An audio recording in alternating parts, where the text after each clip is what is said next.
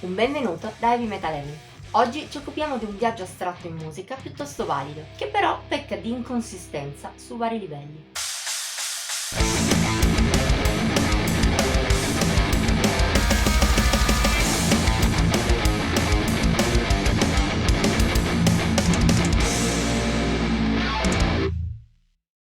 Un titolo molto azzeccato. Se si vuole essere telegrafici, è questo il giudizio che si può dare di Genesis of the Abstract, esordio dei parigini Oaks. La loro musica, in effetti, è abbastanza astratta e di difficile interpretazione, oltre a non essere facile da ascoltare. Colpa della sua natura quasi del tutto strumentale, certo, a eccezione di un paio di tracce parlate nell'intro e nell'outro, ma anche del suo stile. A un ascolto distratto, gli Oaks si potrebbero considerare la tipica band che mescola progressive e post-metal, e di base è anche così.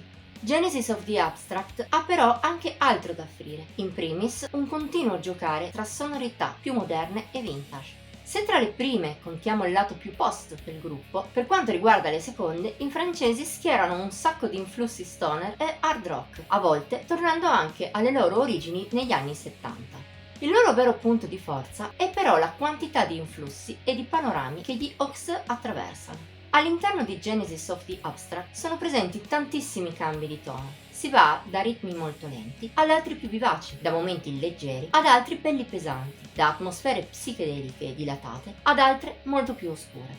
Può accadere a volte che mettere in campo tutta questa varietà porti la musica di un gruppo a essere senza capo né coda, ma non è il caso dei parigini. Al contrario, Genesis of the Abstract scorre sempre che è un piacere. I suoi pezzi sono costruiti con abilità e attenzione per accompagnare l'ascoltatore in un viaggio rilassato e senza spigoli nel cosmo, che fluisce bene e ha anche diversi momenti che si lasciano ricordare. Il manifesto e picco del disco è senza dubbio The Harmonist. Nei suoi 10 minuti abbondanti ne racchiude tutta l'essenza, sia per le tante influenze, sia per la gamma di sfumature ed atmosfere. Ma si possono citare anche The Void, dal suono più doom e oscuro, o The Chasm, molto espansa e psichedelica.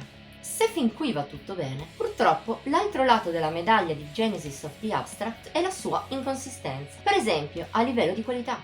È lieve, ma nonostante i suoi buoni momenti, nel complesso la musica degli Oaks non fa gridare al miracolo, né spicca troppo rispetto a tanti altri sulle stesse coordinate. Il vero difetto del disco è però a livello quantitativo. I suoi 33 minuti sono pochi per della musica atmosferica, per non parlare del fatto che, escludendo i vari interludi, i pezzi veri e propri sono 4. Anche questo non aiuta l'album a essere memorabile. Tirando le somme, se è indubbio che Genesis of the Abstract sia un buon album, è altrettanto vero che rimane un po' di retrogusto amaro. Se per molti gruppi l'eccellenza è un obiettivo difficile, a cui si deve lavorare con sforzo, per gli Oaks sembra a portata di mano, raggiungibile tramite piccoli aggiustamenti. Da un lato quindi, se ti piacciono prog e post-metal incrociati, oppure sonorità strumentali astratte, non facilissime da ascoltare, noi ti consigliamo quest'album. Dall'altro però, speriamo di sentire i francesi su livelli ben migliori in futuro.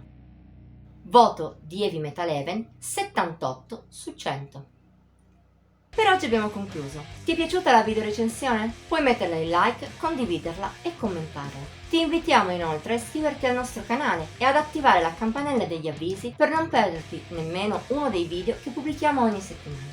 Infine, seguici su Facebook, Instagram e Pinterest. Trovi i link in descrizione. Ci vediamo la prossima volta!